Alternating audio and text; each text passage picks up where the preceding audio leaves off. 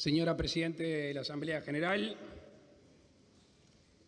señores legisladores, señores ministros, señora Presidenta de la Suprema Corte de Justicia, señor expresidente Julio María Sanguinetti, autoridades militares, autoridades de los distintos partidos políticos de nuestro país, especialmente agradecer a las autoridades de los partidos políticos de la oposición que hoy aquí están presentes.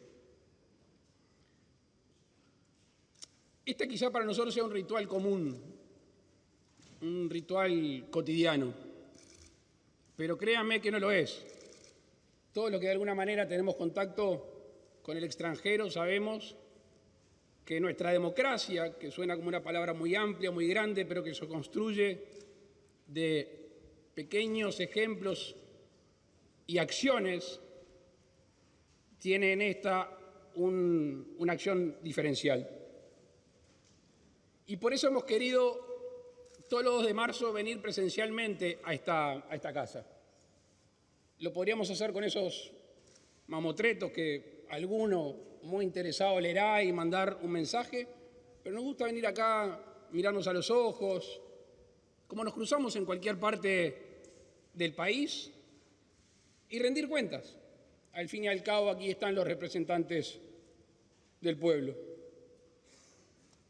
Venimos a relatar lo que hicimos y también lo que pensamos hacer.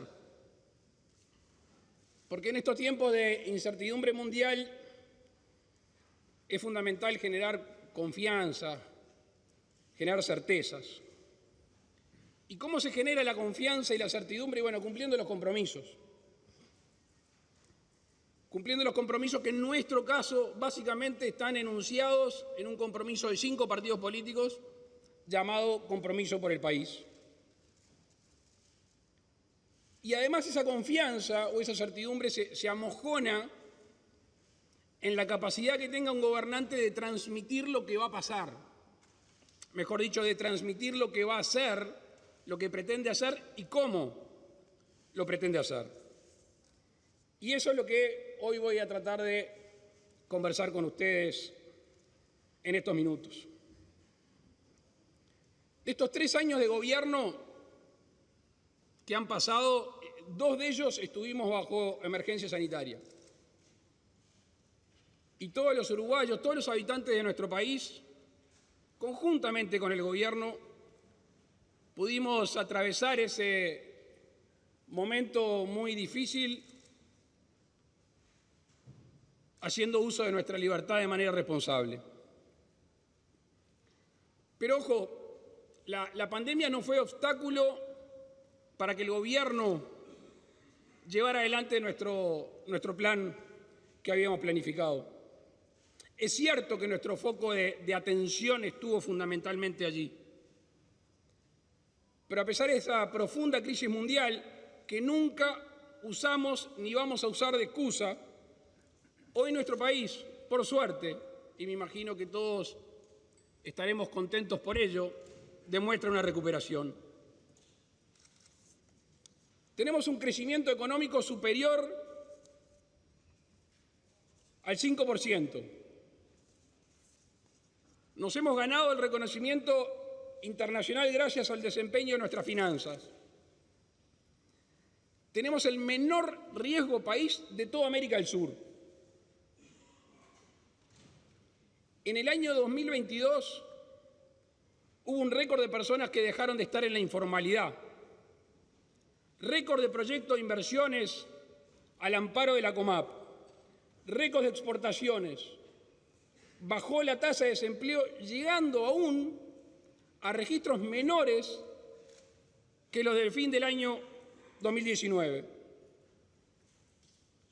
Y por eso que, como superamos esas dificultades y estamos creciendo, tenemos razones para creer en las oportunidades que tiene nuestro país por delante. El 27 de marzo del año pasado fuimos todos parte de una instancia democrática más, el referéndum contra la ley de urgente consideración. Una ley que fue, como siempre dijimos, pensada porque recibíamos insumos a lo largo y ancho del país y para los uruguayos. Una ley justa, que justamente tiene su base en los reclamos populares. Y además, por si fuera poco, es una ley plena de garantías. Una ley, y ustedes lo saben mejor que yo, que tuvo un larguísimo proceso de análisis y un proceso de discusión. Se recibieron aquí entre la Cámara de Senadores y la Cámara de Diputados más de 190 delegaciones. Hoy han pasado más de 2 años y 7 meses de vigencia y lejos, por suerte, lejos quedaron atrás los relatos de los perjuicios que generaría. Más bien redundó en beneficios para la gente. Ya ha quedado atrás, por suerte, las amenazas de abuso policial, del desalojo exprés, de la privatización de la educación, del daño a las empresas públicas, y podríamos seguir. Y como decía, ha generado beneficios. Días atrás nos enterábamos todos de un nuevo récord. Que uno le pone número, pero estamos hablando de vida, estamos hablando de corazones. 151 niños adoptados en el año 2022. Generamos una dirección específica para atender un flagelo de parte de nuestros compatriotas, como aquellas personas que viven en asentamientos. La ley marcó un respeto a los uruguayos con la regla fiscal. Y algo que parece menor, pero era un reclamo muchas veces, era y es que el trabajador pueda disfrutar y ejercer libremente su derecho tanto al trabajo como al paro, sin que uno restringiera al otro. Por si fuera poco, esa ley fue puntapié inicial de 2 reformas impostergables. La reforma de la Seguridad Social, que está aquí en discusión en esta casa, y la transformación educativa. Hoy, señoras y señores, estamos fortaleciendo los cimientos de nuestro país, pensando mucho más allá que en este quinquenio, porque la asunción fue trabajar con responsabilidad del Uruguay de hoy, pero dejando políticas claras o continuando políticas claras que marquen el camino del futuro de nuestro país. Y si hablamos de futuro y pensar en él, es hablar de educación. Es hablar de la educación de nuestros niños, adolescentes y jóvenes. No quiero hablar de estadísticas porque todos las conocemos. Y todos, de alguna manera, los que estamos acá, nuestros partidos políticos, hemos enunciado la necesidad de la reforma en la educación. Nosotros nos hemos comprometido a dejar de lado los discursos y pasar realmente a la acción. Y quiero destacar la participación de docentes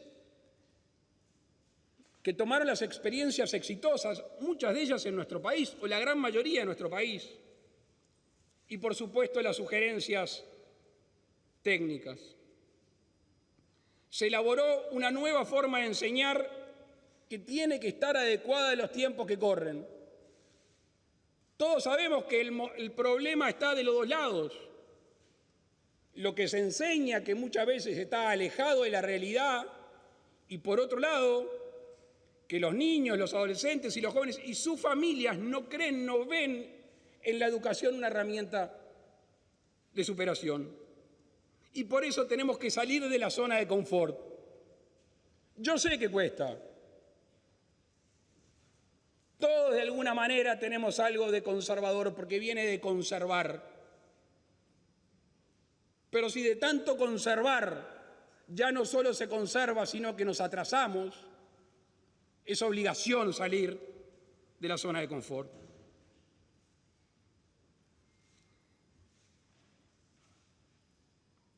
Y Uruguay ya ha demostrado que se puede, porque eso es lo más lindo de todo.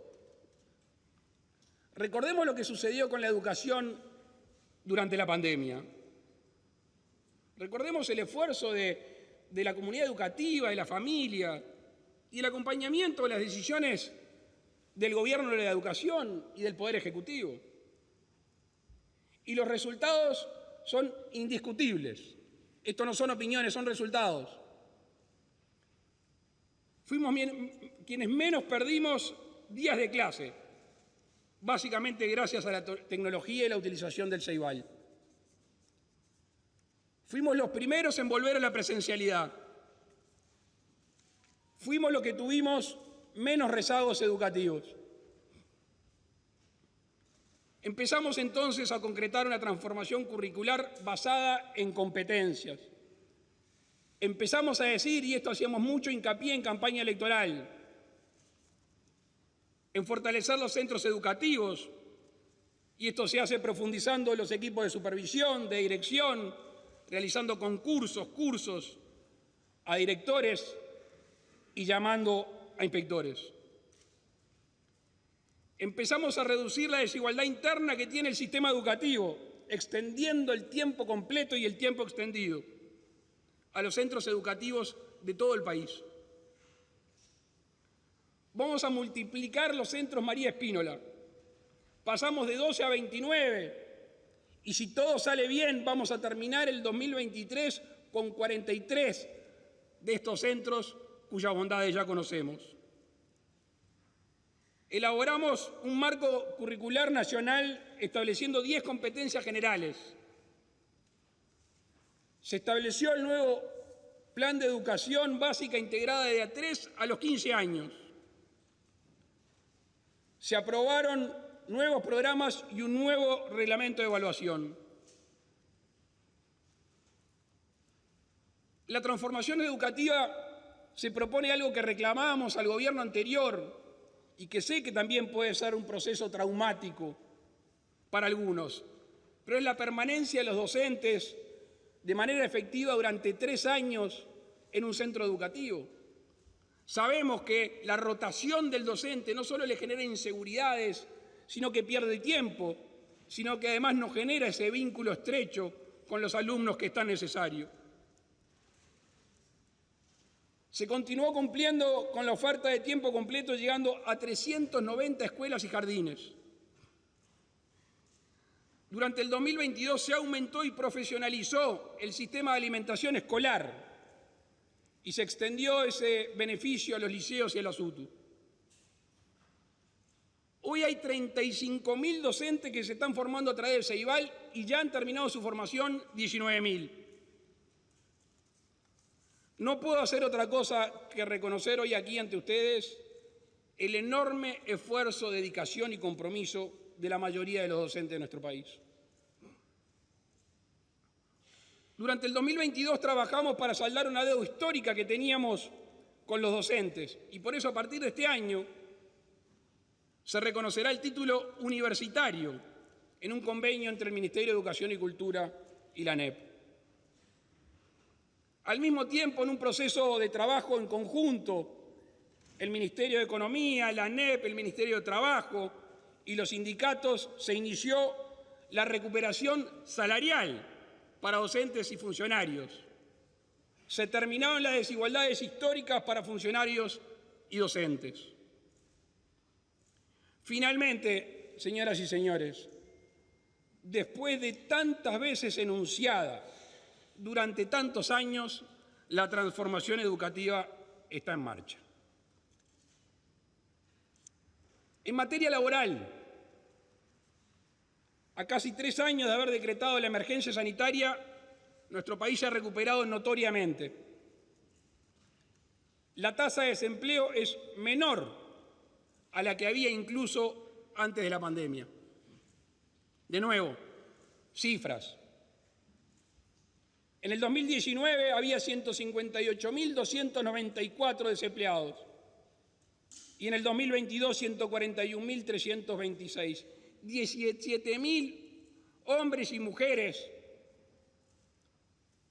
que hoy ya no están desempleados. El número de trabajadores del seguro de paro disminuyó. Tuvimos un aumento enorme durante el 2020 y el 2021. El promedio del 2022 fue de 46.000. mientras que en el 2021 superaba ese promedio de los 61.000. La tasa de informalidad, esto es un dato, no sé si muy curioso porque en algunos otros países del mundo pasó, pero en el 2019 era del 25%, hoy es del 21%.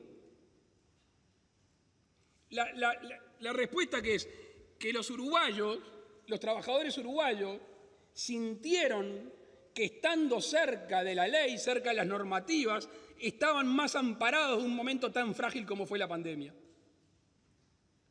En otros países, la curva empezó a crecer nuevamente. No ha sucedido lo mismo hasta el momento, según estoy informado, de vuelta a la informalidad.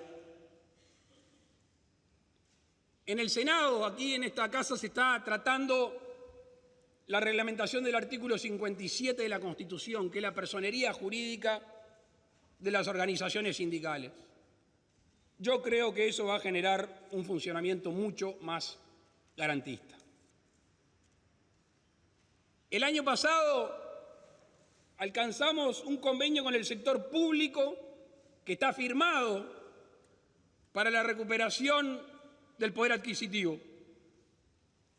Y este año será fundamental en la recuperación del salario para el sector privado. No quiero dejar pasar por alto la creación en el año 2022 de cerca de 40.000 puestos de trabajo. Para que se haga una idea, el total de personas empleadas a fin del 2022 superan 30.000 las del año 2019.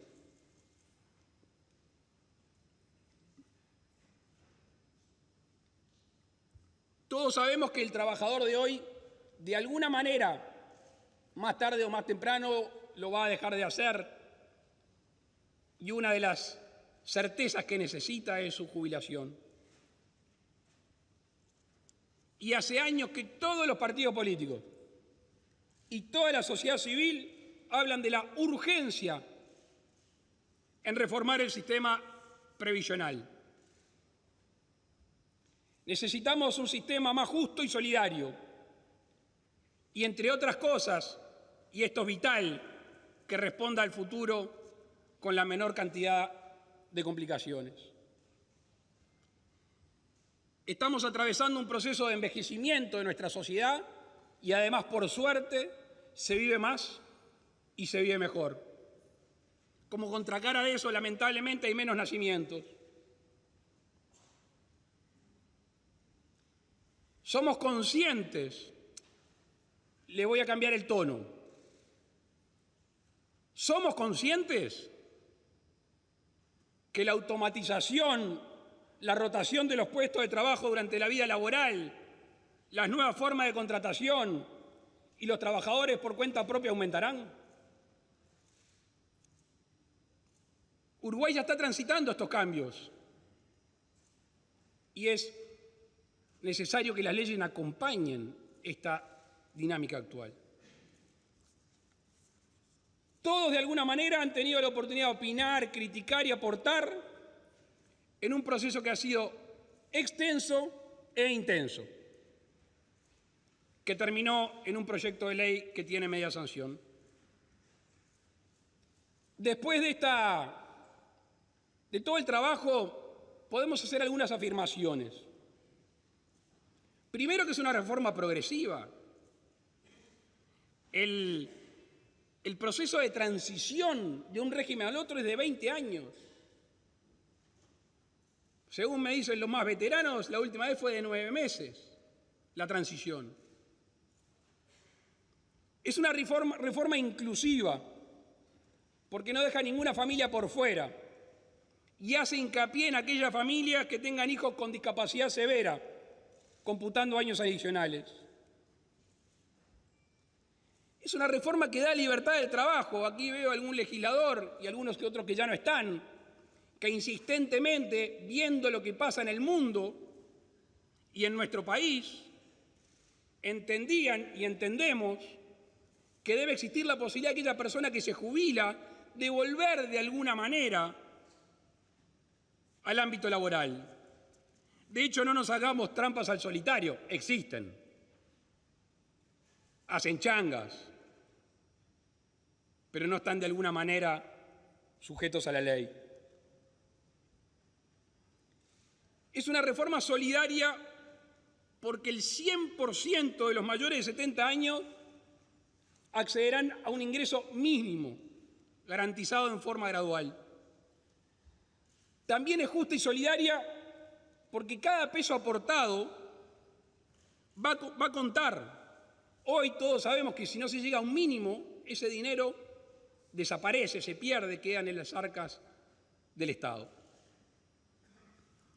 Por eso estamos convencidos de que esta reforma, que es una de las que salió de la comisión de creación, esa tuvo transformaciones en la coalición y tuvo transformaciones en el Parlamento, es una reforma necesaria y urgente.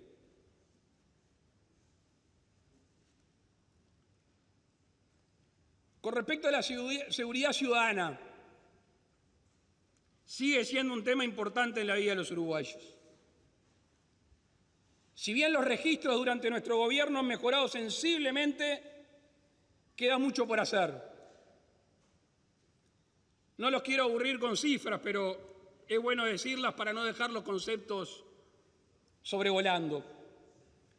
Los hurtos, comparados con el 2019, descendieron un 18%. Las rapiñas, un 23,5%. Las denuncias de abigeato, un 40%. Todo relativo y comparado con el 2019. Se sigue fortaleciendo el combate al narcotráfico. El año pasado se hicieron 1.652 allanamientos y se tapiaron 64 bocas de pasta base. Se incautaron 828 kilos de cannabis, 623 kilos de pasta base y 4.500 kilos de cocaína. Debemos aceptar que el delito de homicidio ha sido el más complejo en la lucha contra la inseguridad y es el que más nos ha costado y más le tenemos que dedicar. Sin perjuicio de eso, estamos un 2,8% más bajo que el año 2019. Detrás de estas cifras hay un trabajo profesional, un trabajo técnico, una mejora en la infraestructura, un cambio en el despliegue territorial y hay una mejora en las condiciones laborales de los policías. El año pasado se crearon 650 cargos que van a ser llenados en este 2023. Se inauguraron 16 dependencias y se reinauguraron o ampliaron 15. Pando, Juanicó, Peralta, Paso de las Carretas, Perseverano, Cuchilla del Perdido, Colonia 18 de Julio, Tropezón, además de haberse inaugurado 3 comisarías especializadas en violencia doméstica y de género en Toledo, Aiguá y Bella Unión. Se hizo un esfuerzo en aumentar la cobertura del área videovigilada, llegando a 8.800 cámaras. Un ejemplo emblemático fue o es el del barrio Peñarol, donde para atender esa problemática delicada se instalaron 168 cámaras. No he visto aquí al comisionado parlamentario, seguramente esté, pero se ha trabajado fuertemente en atender a la población carcelaria. Estamos tratando de hacer un esfuerzo enorme en reducir el hacinamiento y mejorar las condiciones de rehabilitación. Se construyeron 753 nuevas plazas. Se inició la construcción o remodelación de 913 y se trabajó en proyectos para otras 2.500 plazas para las personas privadas de libertad. Se inauguró la unidad de privado de libertad número 26 en Tacuarembó. Se está construyendo una nueva cárcel en Artigas. Se está realizando el proyecto de cárcel de 33. Se inició el proceso para 3 nuevas unidades con 460 plazas, cada una en el Penal de Libertad. Y además, en acuerdo con el Ministerio de Economía y Finanzas, Se asignaron recursos para una nueva unidad en Punta Rieles con capacidad para 800 reclusos. Hablábamos de las mejoras en las condiciones del personal policial. El año pasado, el Ministerio del Interior, con la Unión de Sindicatos Policiales, acordó el aumento de un 11,4% del sueldo mínimo de los policías ejecutivos y se privilegió el aumento a aquellos de salarios más bajos. Permítame hacer un reconocimiento en estos días tan complejos que han tenido de trabajo la Dirección Nacional de Bomberos, a todos y cada uno de los agentes de nuestro país que día a día están luchando denodadamente para apagar los incendios que están arreciando todo nuestro país.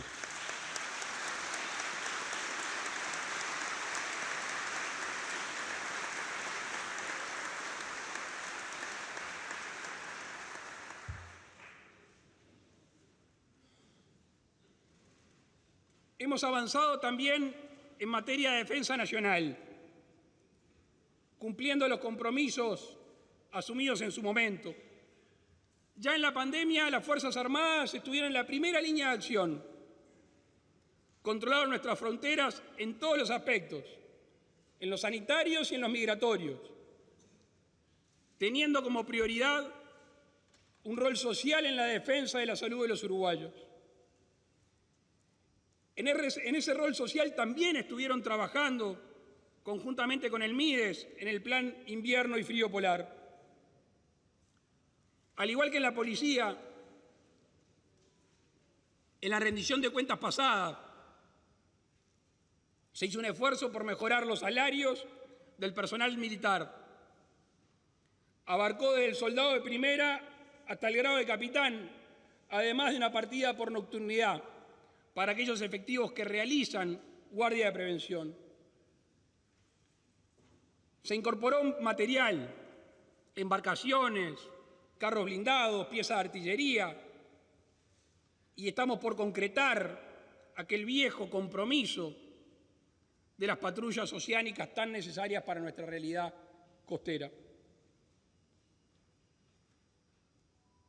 Desde el año 2020, las Fuerzas Armadas han intervenido en 180 situaciones de apariencia delictiva: contrabando, abigeato, incautación de drogas y armas, además de haber evitado el ingreso irregular de 3.640 personas al país.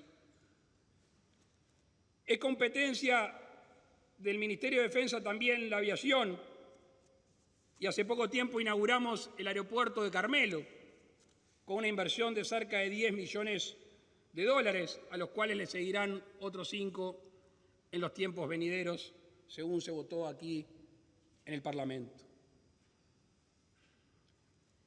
En lo que hace a la vivienda,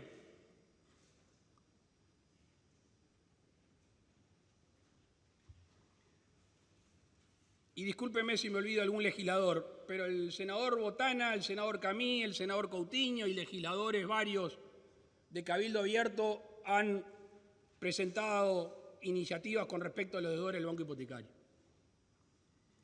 Quien habla tiene... ¿Me olvidé de alguien? Bien. Quien habla asumió un compromiso durante la campaña electoral con este tema. Y es cierto, cuando algunos deudores me cruzan por ahí y me dicen que todavía no hemos aportado la solución. Y es cierto que ha pasado el tiempo. Y mi respuesta es, serena y tranquilamente, que el paso del tiempo solo ha sido para tener una mejor solución y una solución que sea más abarcativa. En las próximas semanas vamos a tener noticias formales al respecto. En marzo del 2020, aquí mismo anunciamos que la vivienda popular tendría prioridad en nuestra gestión y que una de nuestras mayores preocupaciones eran y son las personas que viven en condiciones precarias y no pueden acceder a una vivienda.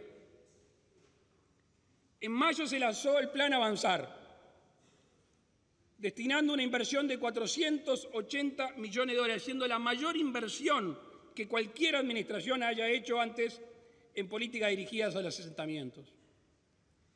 Este plan va a dar solución a 15.000 hogares y cerca de 50.000 personas. Y no saludé a los intendentes, que sé que están por acá. Les voy a pagar el asado que les prometí.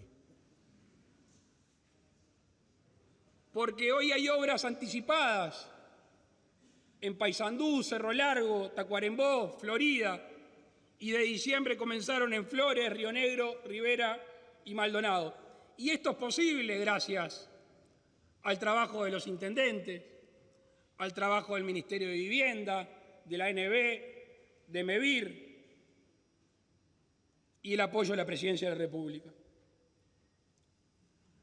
Durante el 2022, MEVIR ejecutó 40 planes y además realizó 80 obras de infraestructura comunitaria y productiva. La ley de vivienda promovida, que modificamos, o mejor dicho, derogamos 2 decretos cuando asumimos el gobierno, uno el 2014 y otro el 2017, tuvo el año pasado 3.579 viviendas nuevas. Se lanzó el programa Sueños en Obra, que tiene una ilusión y una vocación descentralizadora. Hoy tenemos 37 proyectos ingresados que suponen 1.800 viviendas y cuando uno ve el mapa es en distintos departamentos del país donde quizá otras ofertas no habían llegado. Y en correlación de esto, tenemos la mayor cantidad de empleados en la construcción desde el año 2014 y ha ido en ascenso. Por otro lado, el MIDES ha continuado la profundización de sus políticas orientadas a una mejor presencia en los sectores más vulnerables. Y también, y es una cosa fundamental, el impulso hacia la autonomía de las personas. Como anunciamos el año pasado, se amplió la cobertura a la primera infancia y al 1 de diciembre del año pasado se atendieron 63.395 niños en 560 proyectos. Se realizaron 10 aperturas de centros CAIF y una casa comunitaria. Y se encuentran próximos al inicio uno en el barrio sur de Montevideo, uno en Mercedes y un espacio para estudiantes en Florida. Y hay 16 llamados que próximamente se van a hacer. El MIDES pidió un refuerzo económico de 415 millones de pesos que irán directamente al INDA, que se utilizarán en el nuevo Plan de Alimentación Territorial. Por segundo año consecutivo, en el 2022, el Plan Invierno tuvo mayor oferta que demanda. Muchos de ustedes se acordarán, en la época del COVID, la preocupación que muchos teníamos cuando un brote surgía en un establecimiento de adultos mayores. Y atrás de eso vino el reconocimiento de que muchos de ellos funcionaban de manera irregular. Bueno, se ha procedido en ese intento de regularización. Para que se hagan una idea, en marzo del 2020 había 19 regularizados, hoy hay 147. Logramos conjuntamente con la UTE y el MIDES 1.097 conexiones de personas que no tenían acceso a luz eléctrica. Hay 140.000 hogares que se beneficiaron con una tarifa con descuentos entre el 80 y el 90%. Se aumentó el 50% en recargas de garrafas o supergas, accediendo a este beneficio 135.000 personas. Para niños de 0 a 6 años reforzamos un 70% de las asignaciones familiares del Plan de Equidad. Inauguramos la ciudad universitaria Jorge Larrañaga. Miren, yo valoro mucho algo que decía al principio del capítulo del MIDES, que son las oportunidades de superación. que obviamente no todos las pueden alcanzar, pero hay que estar ahí para sugerirlas, para promocionarlas, para que estén al alcance. Y quiero mencionar tres. El primero es el programa Accesos, que era un programa que tiene otro nombre, se cambió la configuración y además casi que se duplicó los ingresos que recibían los beneficiarios, de 11.000 a 19.000 pesos. La DINALI, que ahora está bajo el MIDES, ha alcanzado su máximo histórico de registro de oportunidades laborales en simultáneo. Casi 400 exreclusos están beneficiándose o se beneficiaron al mismo tiempo de esa oportunidad laboral. Y algo que ha pasado por abajo del radar, pero para mí es de las cosas más importantes de impulso de oportunidades, es la eliminación del tope de ingresos para mantener las asignaciones familiares del Plan de Equidad y poder al mismo tiempo trabajar. ¿Cuántas veces escuchamos gente que nos decía, si empiezo a trabajar me quedo sin la asignación? 20.000 hogares se han beneficiado hasta el momento de este tope. El calor del Estado y al mismo tiempo el esfuerzo personal. Un tema de enorme sensibilidad que hace tiempo que nos preocupa es la salud mental y realizamos acciones concretas. ACE, por ejemplo, creó vacantes de licenciados en psicología especializados en el uso problemático de sustancias. Se llegaron a cubrir 2.894 horas mensuales. La línea de apoyo emocional, que con la vicepresidente trabajamos mucho este tema, que es atendida por psicólogos las 24 horas, los 365 del año, duplicó la atención del 2021 al 2022, llegando a 82.000 llamadas. Desde el INJU se lanzó la campaña Ni Silencio ni Tabú, buscando la concientización y la prevención del suicidio. Al mismo tiempo, el Uruguay siguió avanzando en salud. Sostuvimos la vacunación con la red de vacunatorios en todo el país y comenzamos a vacunar a los niños. Tuve que ir a buscar la fecha, porque algo que parece tan lejano, creo que del mes de abril del año pasado. Incorporamos una cantidad de nuevos medicamentos de alto costo.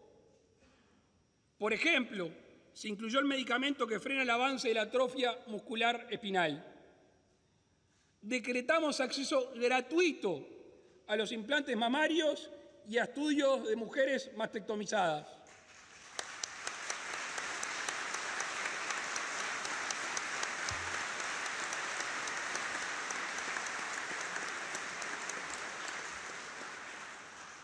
Se habilitó el IMAI cardiológico de Tacuarembó. El año pasado dijimos que íbamos a poner foco en remodelaciones que precisaban nuestros hospitales. Y así lo hicimos en el Pasteur, en el Piñeiro del Campo, en el Pereira y en el Hospital Español. ACE también tiene la obsesión de descentralizar los CTI. Todos nosotros fuimos partícipes, observadores del número de camas que se fueron agregando durante la pandemia. Pero ahora hemos agregado este año 42 más y en el 2023 se proyectan 18 más en Artigas, Mercedes, Melo y Rocha. Se entregaron 37 ambulancias y permítame hacer de memoria la de San Antonio, departamento de Canelones, que creo que hace más de 20 años que los vecinos reclamaban por eso. La inversión en medicamentos con respecto al 2019 aumentó un 51%. Y un viejo compromiso de muchos partidos políticos es el Hospital del Cerro. El año pasado se iniciaron las obras, porque hay que tener presente cuándo, cuál es y dónde está la población que se atiende mayoritariamente en salud pública en Montevideo. Y en vez de tener que trasladarse al centro acá de Montevideo, lo lógico era lo que se está haciendo. Y se prevé que para agosto esté inaugurando el hospital. Lo mismo para el ex hospital del...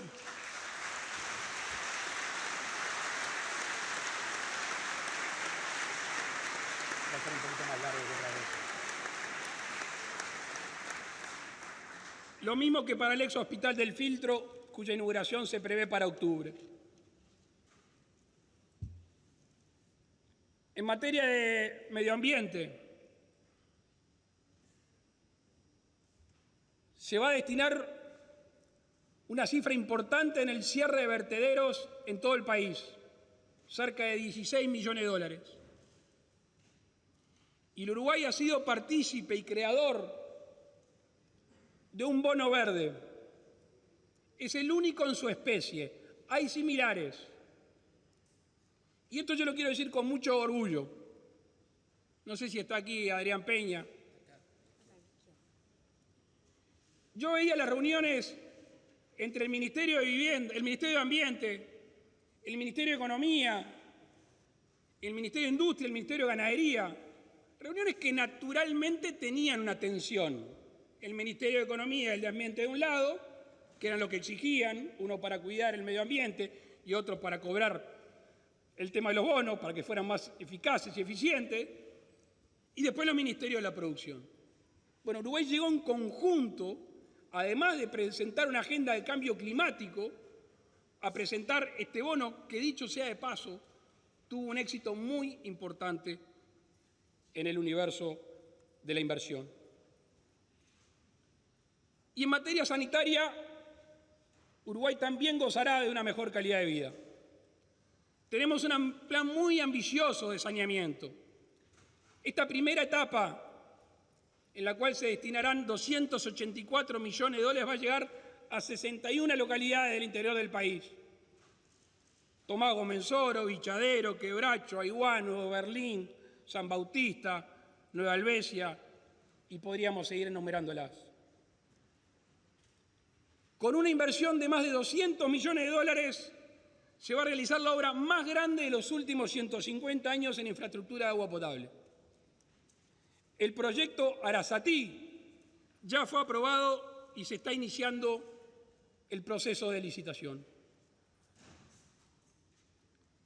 El año 2022 también fue un récord en inversión en infraestructura vial, llegando casi a los 900 millones de dólares. Y les voy a decir que si todo sale como previsto, al fin de estos 5 años de gobierno se habrá realizado la mayor inversión en la historia en rutas y puentes.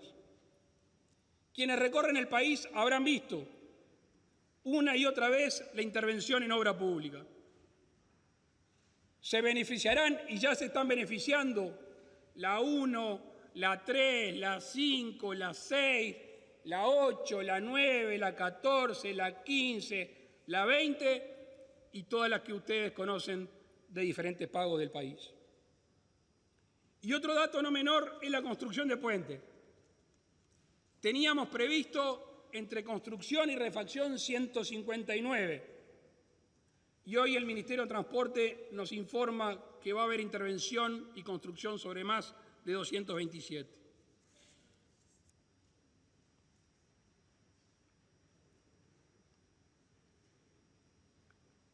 En lo que hace a las energías renovables, nuestro país tiene un camino recorrido que lo sitúa en un lugar de privilegio en el mundo. Políticas nacionales que no son nuevas, que tienen su anclaje en algún texto legal que quizá en su momento nos tuvieron en distintos lugares, pero que todos de alguna manera hemos aportado a la realidad que hoy tenemos. Y hoy estamos ingresando en la segunda transición energética. Y en este proceso se inicia la descarbonización, lo que significa eliminar progresivamente la producción de energía en base a combustibles fósiles. Hemos comenzado a trabajar en la movilidad sostenible. Estamos fomentando la importación de vehículos eléctricos e incorporando también unidades en el transporte público.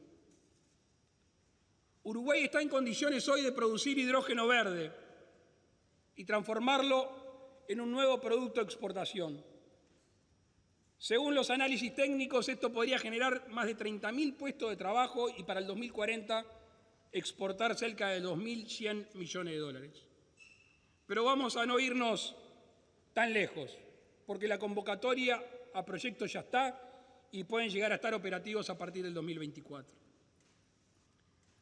Nuestro país ha trabajado mucho en temas de innovación. La complementación entre el sistema público y el privado, el sector público y el privado, ha generado un ecosistema bien interesante. Y queremos anunciar la creación de un laboratorio abierto con la empresa Microsoft, con desarrollo de inteligencia artificial e Internet de las Cosas, que se va a instalar próximamente en el LATU. Para que se hagan una idea, es el tercero de estos laboratorios en el mundo que se instala afuera de los Estados Unidos de América.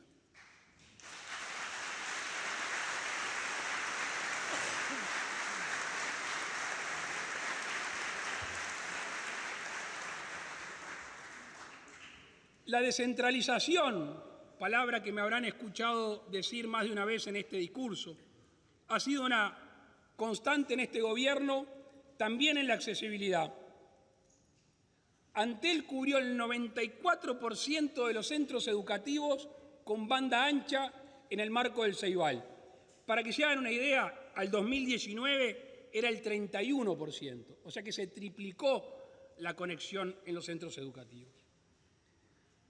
Al mismo tiempo se llegó con fibra óptica a 74 localidades del interior y a lugares de zona metropolitana que no se habían tenido en cuenta, como Casaballe, La Capuera, Cerro Pelado, entre otros. Al cierre del 2022, el 97,4% de los servicios de Antel están cubiertos por fibra óptica. Además, se llegó a 88 poblaciones rurales que obtuvieron servicio donde no había internet ni telefonía. La LUC siguió dándonos libertad. La portabilidad numérica nos dio derecho a mantener nuestro teléfono. Generó espacio para mayor competencia. Las compañías debieron apostar a mejorar las ofertas para sus clientes. Antel creció en cantidad de clientes, incrementó su participación en el mercado y, como si fuera poco, observó una baja considerable en sus tarifas.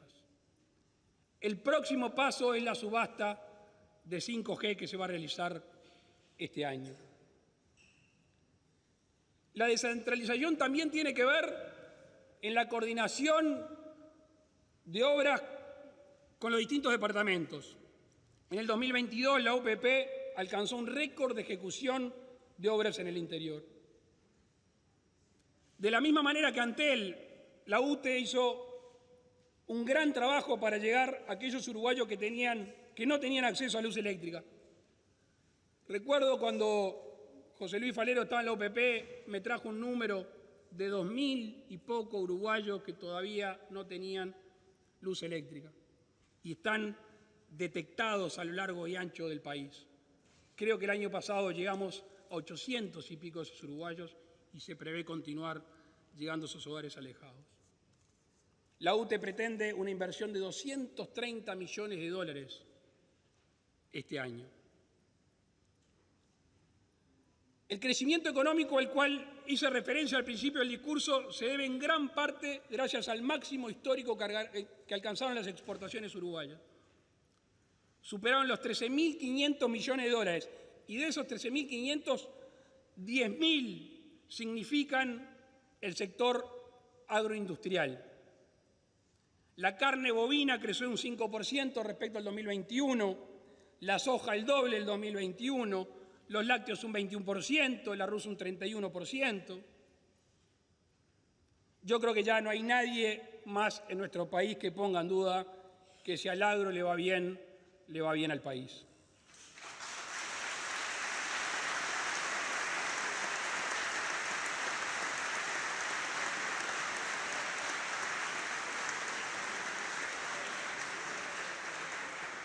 Nuestro gobierno va a estar para dar soporte a esa familia rural que debe enfrentarse a condiciones climáticas impredecibles, como la sequía que estamos padeciendo en estos meses.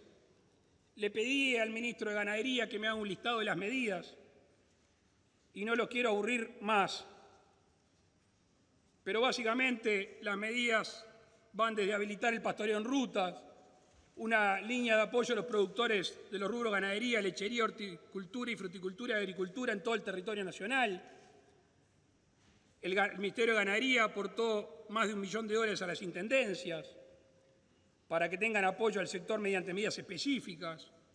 Usuarios del microcrédito rural pueden solicitar refinanciaciones y aplazar el pago de amortizaciones. MIPYMES del sector pueden acceder al Sistema Nacional de Garantías, al SIGA. Se extendió el periodo de vacunación contra la aftosa. Se ayuda a los microproductores a la compra de raciones con un subsidio del 75%. Se prorroga el vencimiento del BPS.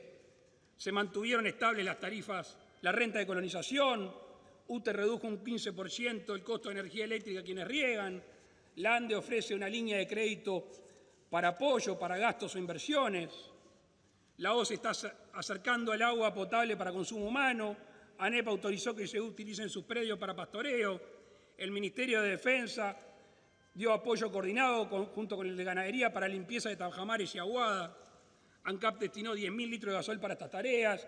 El Banco Central autorizó a bancos e instituciones de intermediación financiera a extender por hasta 180 días los vencimientos de crédito a plazo fijo y préstamos, etcétera, etcétera. Estamos convencidos que con el apoyo necesario nuestros productos pueden competir en los mejores mercados. Hoy podemos decir que Uruguay es un país más abierto al mundo de lo que era en marzo del 2020. En 2022 se trabajó en apertura de mercados. Se culminaban las negociaciones para habilitar 33 nuevos mercados para el ingreso de nuestros productos. Colza a Chile, trigo a Ecuador, arroz con cáscara a Guatemala, arándanos a Israel, cítricos a Perú, carne bovina y ovina a Egipto, a Macao, lengua bovina a Japón, nueces pecan al Reino Unido, entre otros. Otro gran motor, como es el turismo, en este enero marcó un punto de inflexión en la recuperación de la actividad.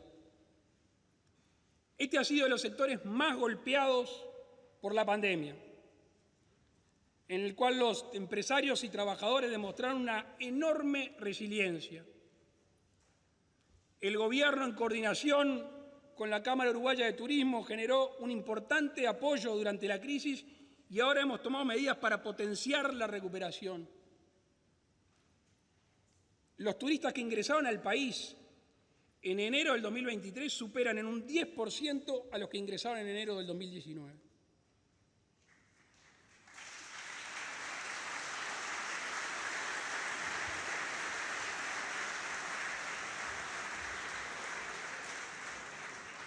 Como comprometimos en la campaña electoral, estamos haciendo todo lo posible para que nuestro país esté más abierto al mundo y que alcance a firmar acuerdos comerciales que nos faciliten el intercambio de nuestros bienes y servicios. En julio del 2022 terminamos el acuerdo de factibilidad en conjunto para firmar un TLC con China. También en el 2022 presentamos la solicitud de adhesión al Transpacífico, al Tratado del Pacífico. Algo que quizá no ha sido muy difundido, pero es un acuerdo comercial importante en lo que hace a productos de nuestro país, es al acordado con Brasil en materia de zona franca para desgravar inmediatamente del arancel externo común de todas las mercaderías incluidas en el acuerdo de complementación económica con ese país. Hace poco tiempo estuvo aquí el Nobel presidente de Brasil. Tuvimos una reunión que no solo fue de cortesía, fue de trabajo, con temas puntuales, con temas que hemos hablado aquí en esta casa con ustedes y se nos han reclamado. podríamos separarlo en dos. La primera referente a obras. La hidrovía Las Lagunas, que es una obra enteramente a realizarse en territorio brasileño. Un nuevo puente Yaguarón, entre Río Branco y Yaguarón. Y poder tener el aeropuerto binacional de Rivera. Por otra parte, hablamos de la necesidad de abrirnos al mundo y, por supuesto, que con Brasil, Argentina y Paraguay tenemos mucho más espalda. Lo que no podemos es quedar rehenes de la inmovilidad. Y por eso al presidente Lula le propusimos que si Brasil avanza, seguramente por su dimensión económica y demográfica, con peso internacional, si llega a acuerdos, Uruguay va a proponer sumarse. Y le propusimos que si Brasil, ni Argentina, ni Paraguay llegan a acuerdos y Uruguay lo hace, vamos a mirar para el costado y ofrecerle a nuestros socios del Mercosur de salir de este corsé que tenemos en una de las regiones más proteccionistas del mundo que perjudica, entre otras cosas, a los uruguayos.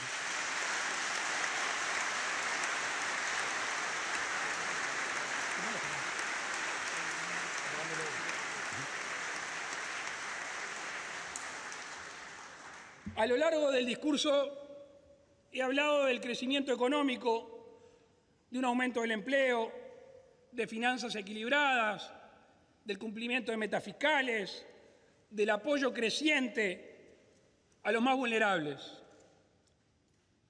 Hemos demostrado que con dedicación, esfuerzo y respeto por el dinero de los uruguayos se pueden conjugar todas estas cosas.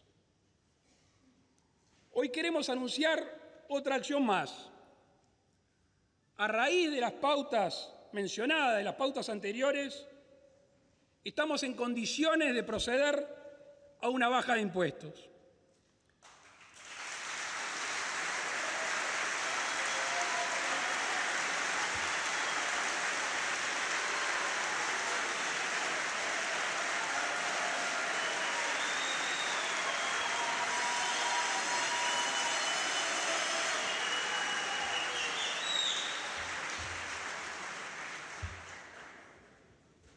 Baja de impuestos sobre todo a aquellas personas que hacen grandes esfuerzos por sostener económicamente y que generalmente no tienen apoyo integral del Estado por no estar en una situación vulnerable.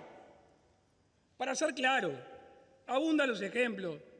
Una empleada doméstica que tiene que trabajar en más de un lugar, un albañil, una maestra, un policía, un sanitario. De esa es la gente que estamos hablando. Todos sabemos el esfuerzo que realizan estos uruguayos para mantenerse a sí mismos y a sus familias.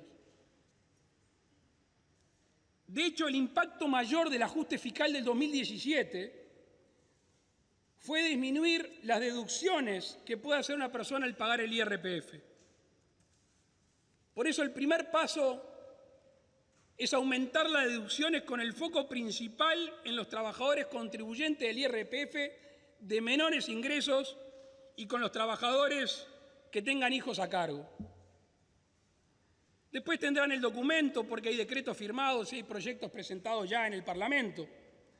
Pero a modo de adelanto, se va a aumentar la deducción del 10% a 14% a aquellas personas con ingresos menores. Se va a aumentar la deducción por hijo de 13 BPC a 20 BPC, manteniendo la duplicación en caso de hijos con discapacidad. Se va a aumentar el tope del costo de la vivienda para poder acceder a la deducción del crédito hipotecario. Se va a aumentar el crédito por arrendamiento de 6 a 8%. Para que se hagan una idea, estos cambios en la deducción del IRPF van a beneficiar al 75% de los contribuyentes, mientras el 14%, cerca de 63.000 uruguayos, aquellos de menores ingresos, van a dejar de pagar el IRPF.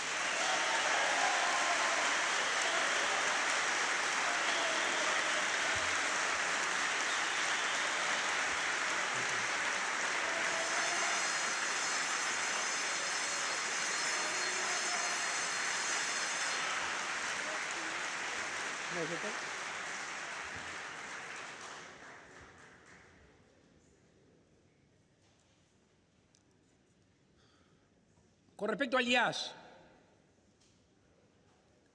como comprometimos en campaña electoral, empezamos a desandar ese tributo. Estos días específicamente me fijé en el compromiso por el país cuál había sido el término utilizado. Y por eso, para desandar este tributo en esta primera etapa, vamos a aumentar la jubilación mínima a partir de la cual se paga el IAS. Se propone aumentar el mínimo no imponible de 8 a 9 BPC. Al mismo tiempo, aumentar el crédito por arrendamiento al 8%. Con estas medidas, cerca de 20.000 personas dejan de pagar también este tributo.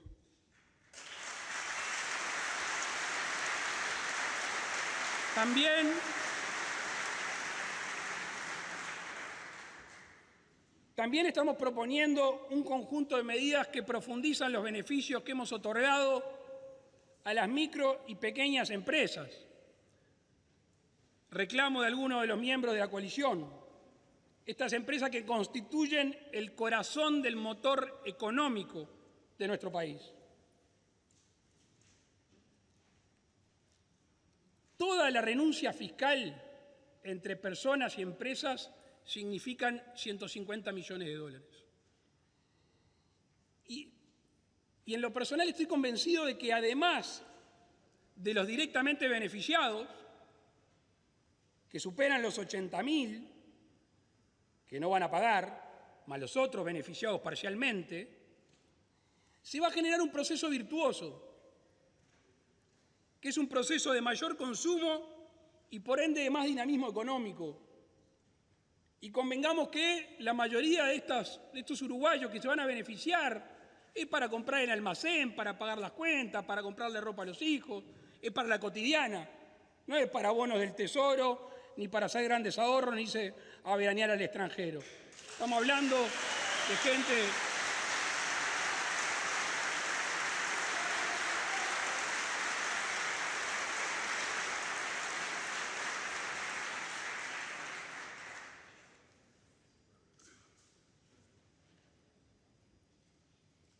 Entonces, hoy quedan 730 días de gobierno. Y hoy el gobierno viene aquí con la tranquilidad de estar cumpliendo lo que comprometió. Hoy podemos decir que el camino transcurrido es el correcto. Por supuesto que no ha estado exento de piedras y de complicaciones. Y además hoy con certidumbre le podemos decir al país todo que el camino a seguir está claro. Está claro a corto, a mediano y a largo plazo. ¿Estamos conformes? No, no estamos conformes. Quienes tenemos una profunda vocación humanista, quienes entendemos el individuo como el centro de toda nuestra tarea, no podemos estar ni satisfechos ni conformes mientras haya niños viviendo en la pobreza, mientras sigan habiendo familias viviendo de manera no digna, mientras hayan uruguayos que no pueden vivir de su trabajo, mientras falte un medicamento para tratar una enfermedad, mientras sigan existiendo actos de violencia, mientras no podamos soltar todo nuestro potencial porque el mundo no ha terminado de abrírsenos para así poder mejorar el trabajo de los uruguayos. ¿Cómo estamos? Con la ilusión intacta. Con optimismo basado en la realidad y en los resultados obtenidos hasta el momento. Aquí está el gobierno. Aquí estoy yo, como desde el 1 de marzo del 2020, para hacer todo el esfuerzo posible para que los uruguayos sean cada vez más libres, para que sean cada vez más prósperos y para que puedan vivir en una sociedad más justa y más solidaria. Nos vemos el año que viene. Muchas gracias.